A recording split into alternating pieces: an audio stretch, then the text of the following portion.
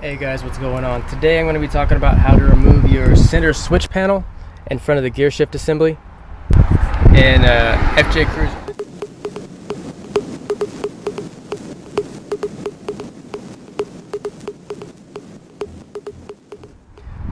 So as I said, today I'm going to be removing the switch panel that is in front of the gear shift assembly, and in order to do that I have to remove this whole center console here between the two seats. You don't have to remove the seats. I can show you how to do it. It takes about 5 minutes if I don't have a camera in my hand, but right now I have a camera in my hand. It's still not that hard. So I'm just going to go through the whole process in removing it and putting it back together. So if you want to skip through a little bit, the reason I'm doing this, I found out when I was looking for, where's that little screwdriver? I was actually looking for a way to power my cameras. So I wanted to tap off of the back of this accessory socket, which I've successfully done. I did that not too long ago. But when I popped this switch cover out, I saw that I have an iPod connector that's hidden back there, and I want to get to that iPod connector, so it's back there. Now also, when I popped this out, I found that, which looks a little funny, right? It's a switch blank with this. Now I've got this switch on the way that goes here. Apparently, if you have this electrical connector, then all you have to do is order the switch, which this one is for the Toyota's advanced traction and control system. You press the button and it selects which wheel holds itself and which wheel gives power, so that you can do rock crawling and things like that. So I ordered that switch. It's 50 bucks, 50 to 60 bucks. The one I found is 50 bucks. It's coming from Japan. That's exciting. Basically all I have to do is install that. I'm going to have a video on that, and that's going to be in the description. But for right now, I'm going to put this switch blank over here. Now I'm going to be talking about how to get this out. So how do I get this center console out? Well, that's the Y, right?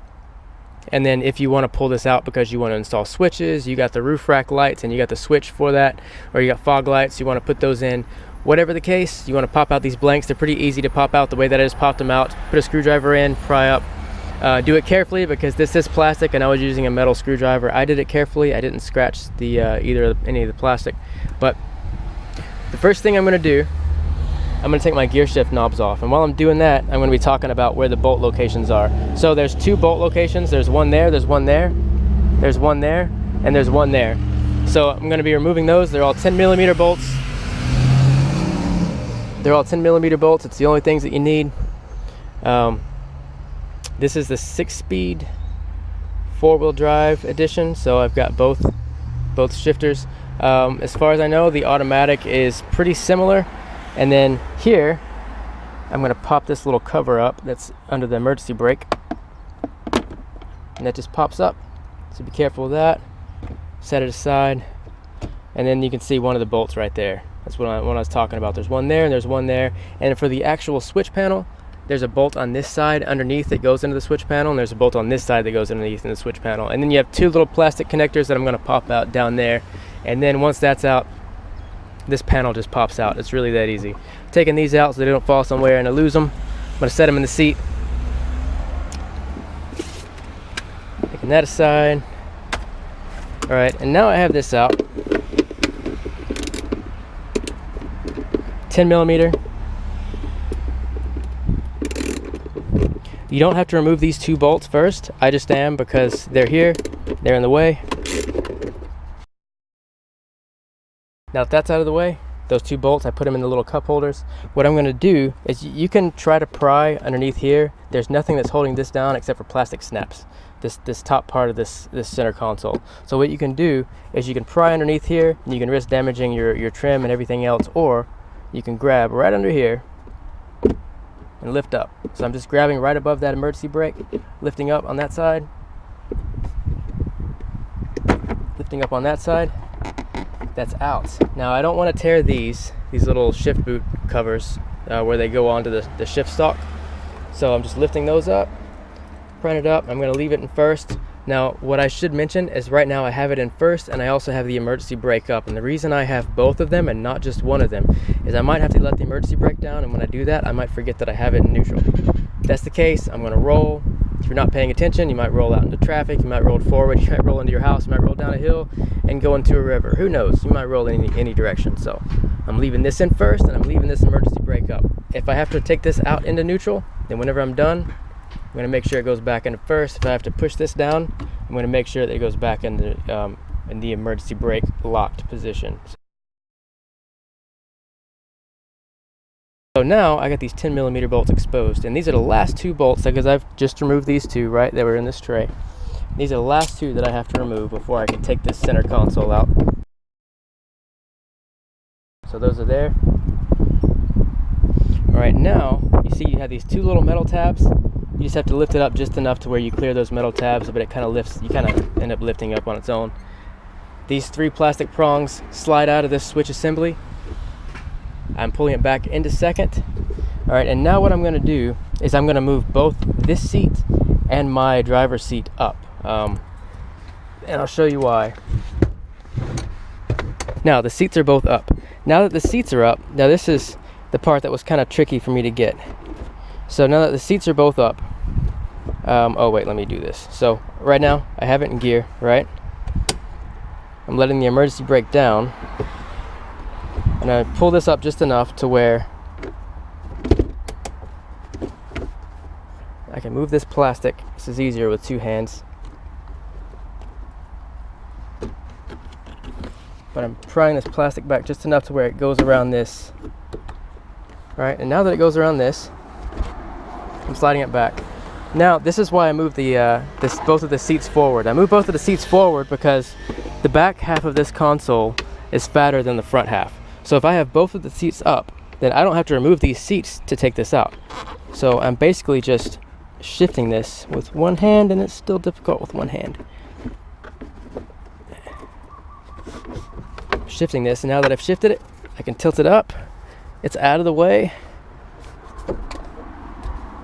It's in the back seat, and it's there. It's safe. It's not scratched. I did it with one hand, and all of this took about 5 minutes so far.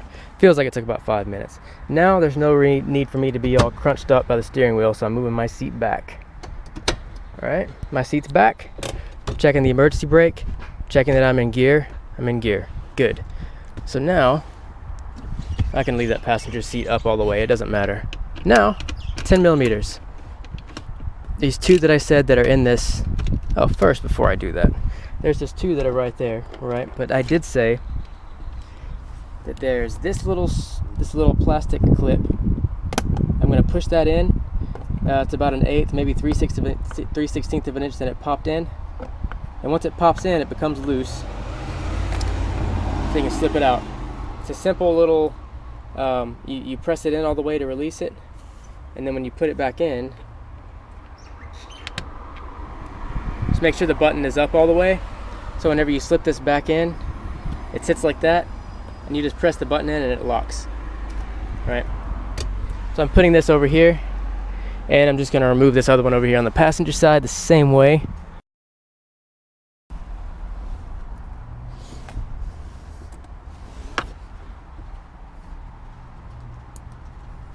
Same thing. Put it in my little cup holder.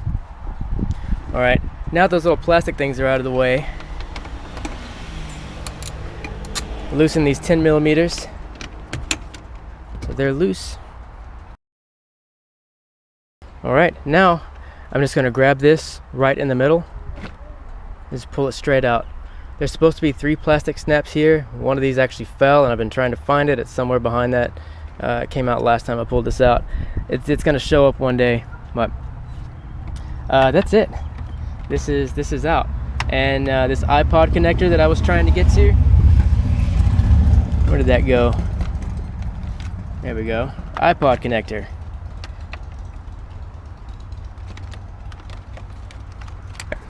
iPod connector's out. Now if you have to wire in anything with the switches, you have full access to the switches. You can pull this out. You have a little bit of freedom here. You can pull this out a little bit, or you can disconnect all these switches, and then you just obviously you want to plug them back in for the systems to work whenever you're done. But if you have the fog lights, it will be taking at these left 2 switch blanks over here that are closest to the driver's side and the left-hand drive models, and you can see I jumped off of the the power and the ground over here. This white wire with the black stripe is the ground wire, and I have those going up to power my monitors up there, which, let me turn this on really quick. Accessory on, and then you can see I got the back hatch open. These are both sitting on top of the roof rack. I've got the ARB roof rack. So you can see I got the camera back there and the camera up there. You get a pretty good view of the front of the car, the front of the FJ, and then the back of the FJ. Pretty good view. But anyway, it's completely irrelevant. Has nothing to do with getting to the back of the switches, unless you want to do the same thing I did and you want to jump off of that power and ground. Obviously, you don't want to connect too much power off of your accessory plug. If you're blowing the fuse because you're pulling too much current off of this accessory plug, don't up your fuse rating. Wire into something else. So now I'm going to go through what all you need to know to put this back together. Now basically it's the exact opposite of what I just did, but just because I know not everybody thinks like I do, and some people, they can't reverse what they did. A lot of people can, but some people can't. So for the rest of this video, I'm just going to be putting this back together in the reverse of what I did. That pops in. I want to make sure I got my little iPod wires out of the way. That's that. Move this over here and put these plastic snaps in first to kind of hold this in place. That's one.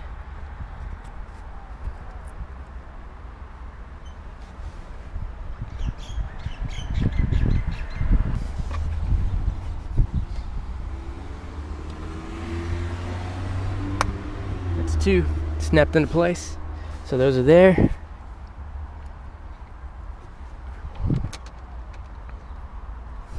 $10 screwed into place. Another $10 screwed into place.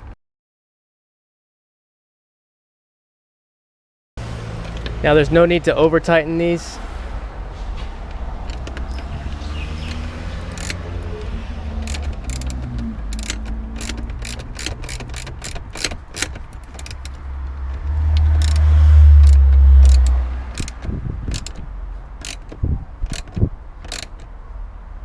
Nothing crazy, just getting it a little snug.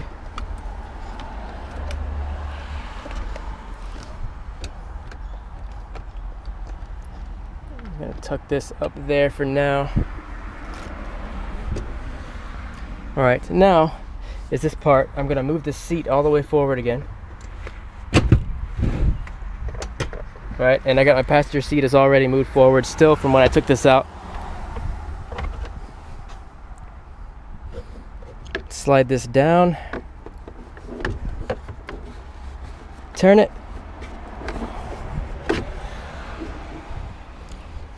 All right, now just gonna move this just enough to where it slides in. It's good, nothing's broken, nothing's scratched, everything's still good in the interior. I'm gonna slide this as far forward as I can. And you wanna watch these little metal tabs, they kind of like to hang up a little bit. So that's slipped forward, that's moved down on the tabs, and now that that's moved down, I can go and I can do this. They're all the same 10 millimeters, I'm just using the dirty ones where I can't see.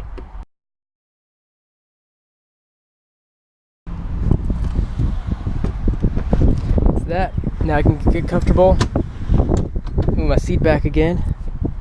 Now that my seat's back,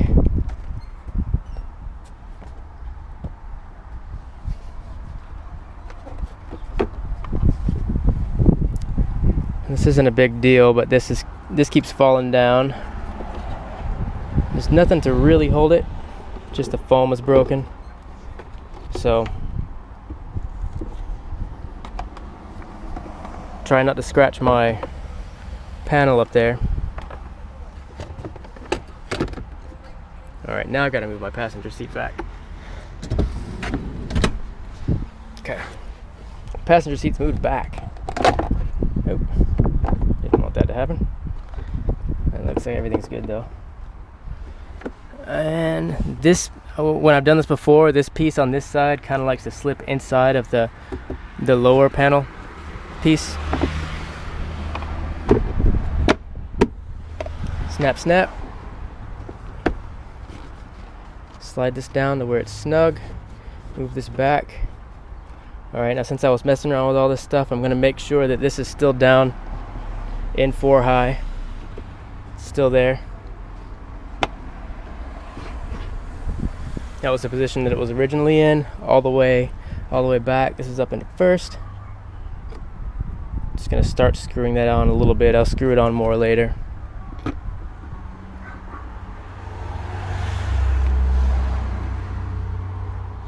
So that's that. Last thing I got to do is these two 10mm bolts. And if you did this right, then you should be able to see the bolt holes there and there. You can see I've got a pretty good straight shot.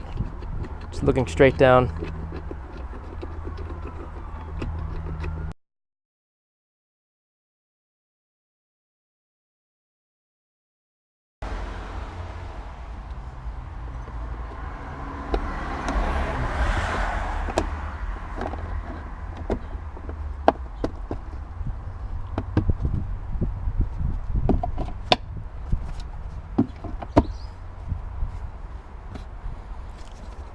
And this switch blank, since I have it, I'm not using it. If you were installing a switch, what you can do is you can install this, you can put this switch blank down here. It's where I've been hiding it. It's just underneath there, and you can fit, it's like 3, maybe 4 in there. So you can hide them, maybe use them one day in the future if you want. And the last step, put my change back where it goes. Anyway, thanks for watching, guys. I hope this was helpful. I hope it was informative. I hope, I know it's a quick, easy process. As long as you move the seats up, you don't have to take the seats out. It's pretty easy to do. You can see I just did it with one hand, basically, the whole time holding the camera with the other hand. So it's really not hard. It took 5 to 10 minutes to pull it out and about 5 to 10 minutes to put it back together. So if you're having trouble with this, have a friend help you out. Take the seats out if you have to. It will be easier if you take the seats out, but be careful. Don't damage your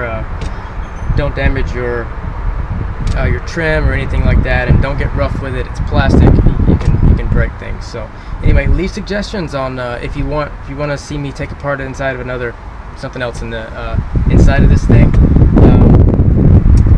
I wouldn't mind the practice. I did just pick this up, so leave that in the comment box below, and be sure to like, subscribe, share with your friends, and favorite it, all that good stuff. Thanks a lot for watching, and God bless you guys.